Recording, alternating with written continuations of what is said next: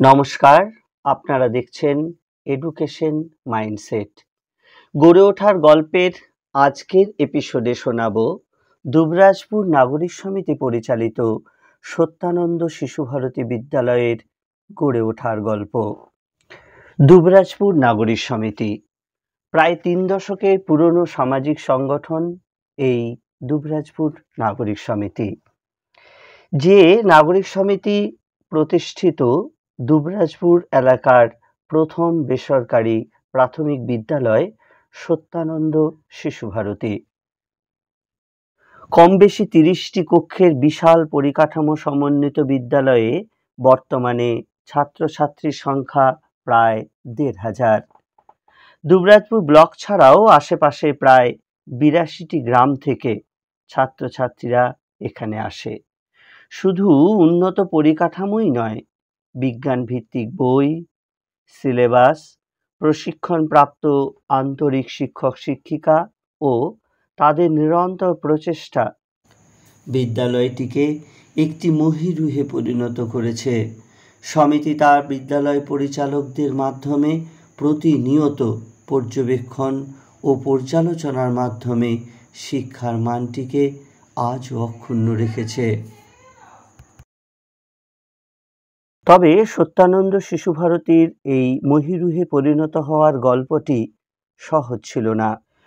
গত শতকের ৯০-এর দশকে মিলিত বামপন্থী দলগুলির সরকারি সিদ্ধান্তে প্রাথমিকে উঠে গেল ইংরেজি। সদ্য প্রতিষ্ঠিত নাগরিক সমিতি অনুভব করলেন প্রাথমিকে ইংরেজির গুরুত্বের কথা। বামফ্রন্ট সরকার প্রাথমিক স্তরে ইংরেজি এবং পাসফেল প্রথা তুলে দেয়।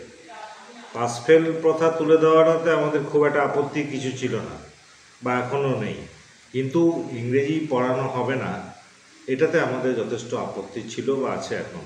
প্রাথমিক স্তরে ইংরেজি বাচ্চাটাকে না শেখানো হয়, তাহলে তার একটা ইংরেজি সম্বন্ধে, ইংরেজি ভাষা সম্বন্ধে কোনো কৌতূহল বা তার কোনো বেশই তৈরি হয়তো হবে না। সে হয়তো 6-7-এ গিয়ে ABCD শিখবে, তারপরে ক্লাস 10-এ পরীক্ষা দেবে, 12-এ সে তার স্ট্রিম ভাগ হয়ে যাবে, তার ইংরেজি শেখাটাই হয়তো হলো না। প্রাইমারি স্তরে ইংরেজি তুলে দেওয়ার যে সরকারি সিদ্ধান্ত, সেটা আমরা মেনে নিতে পারিনি, এবং তখন আমরা খুব প্রাথমিকভাবে একটা স্কুল চালানো বা ছাত্র জোগাড় করা একটা প্রাইভেট স্কুলে খুব কঠিন হয়, এটা তো জানেন নিশ্চয়ই। আজ থেকে ৩০ বছর আগে দুবরাজপুরের মতো তৎকালীন ছোট্ট শহরে বেসরকারি বিদ্যালয় প্রতিষ্ঠা ও তাকে চলমান করার প্রতি ক্ষেত্রে ছিল প্রতিবন্ধকতা। পরিকাঠামো থেকে শিক্ষক শিক্ষিকা, শিক্ষক শিক্ষিকা থেকে ছাত্রছাত্রী, সবই যেন ছিল চ্যালেঞ্জের মুখোমুখি। আমাদের স্কুল করার প্রথম সিদ্ধান্ত হওয়ার পর প্রাথমিকভাবে কত খরচা হতে পারে স্কুল করতে গিয়ে, তো বেঞ্চ আছে, টেবিল আছে, হল রুল আছে, ব্ল্যাকবোর্ড আছে, এটাতে এস্টিমেট করা হলো ১৫,০০০ টাকা। ১৫,০০০ টাকার দায়িত্বটা আমি নিলাম, সহযোগিতা করলো সবাই, কিন্তু আমি নিলাম। আমি দেখছি ব্যাপারটা। বেশ, এবারে কোথায় স্কুল করা? স্কুল তো আর এমনি করা যাবে না। আশ্রম হাসপাতাল চত্বরে একটা রুম দিতে রাজি হলেন, ১ বছরের পর ছেড়ে দিতে হবে এই কন্ডিশনে। তো আমাদের ভিতরে একটা আলোড়ন সৃষ্টি হলো, ১ বছর পর কী হবে? ১ বছর জন্য তো আমরা স্কুল করছি না, তাহলে ১ বছর পর কী হবে?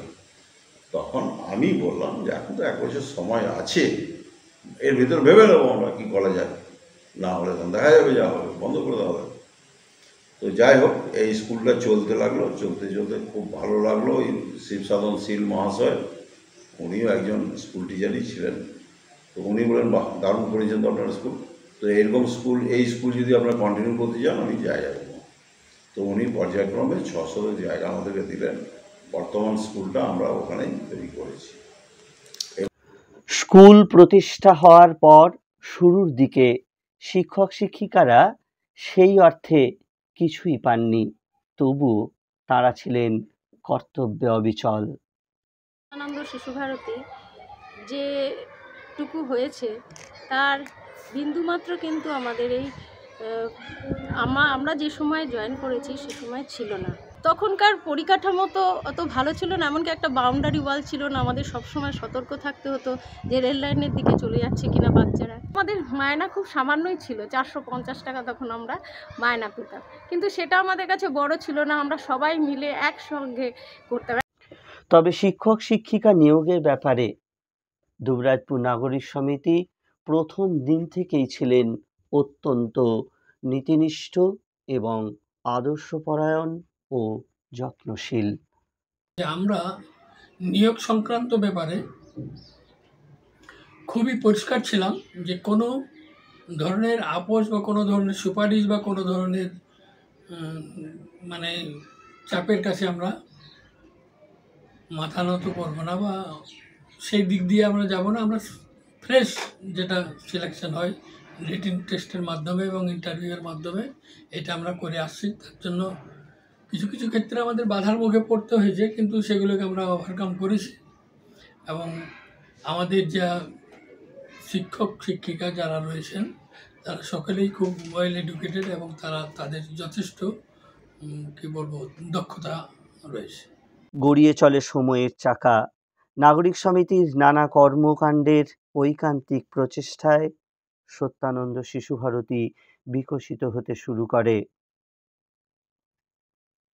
এখন সত্যানন্দ শিশু ভারতীর ব্যাপক বিস্তার দুবরাজপুর পৌর শহর ছাড়াও, যার ব্যাপ্তি ছড়িয়ে পড়েছে দুবরাজপুর, খয়রাশোল, রাজনগরের মতো 3টি ব্লকের প্রায় 82টি গ্রামে, যেখান থেকে অভিভাবক অভিভাবিকারা ছুটে আসেন তাদের সন্তান সন্ততিদের প্রতিভার বিকাশ ঘটানোর উদ্দেশ্যে। আজ গ্রাম শহরের বহু অভিভাবক অভিভাবিকা মনে প্রাণে বিশ্বাস করেন দুবরাজপুর নাগরিক সমিতি পরিচালিত সত্যানন্দ শিশু ভারতী বিদ্যালয়ে ভর্তি করতে পারলে সন্তানের প্রাথমিকের ভিত শক্ত হবে। অভিভাবক অভিভাবিকাদের এই ভরসার জায়গাটিকে অক্ষুণ্ণ রাখতে তাদের সন্তানদের জন্য কত না আয়োজন। বিদ্যালয় কর্তৃপক্ষের মূল লক্ষ্যই ছাত্রছাত্রীদের প্রাথমিকের ভিত শক্ত করা।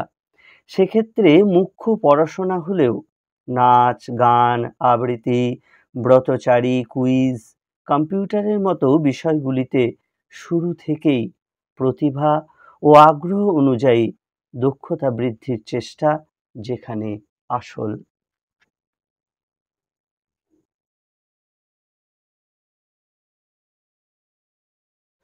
বর্তমান সময়ের পরিস্থিতি বিবেচনা করে আজ দুবরাজপুর নাগরিক সমিতি নূতন করে ভাবছেন শিক্ষা নিয়ে।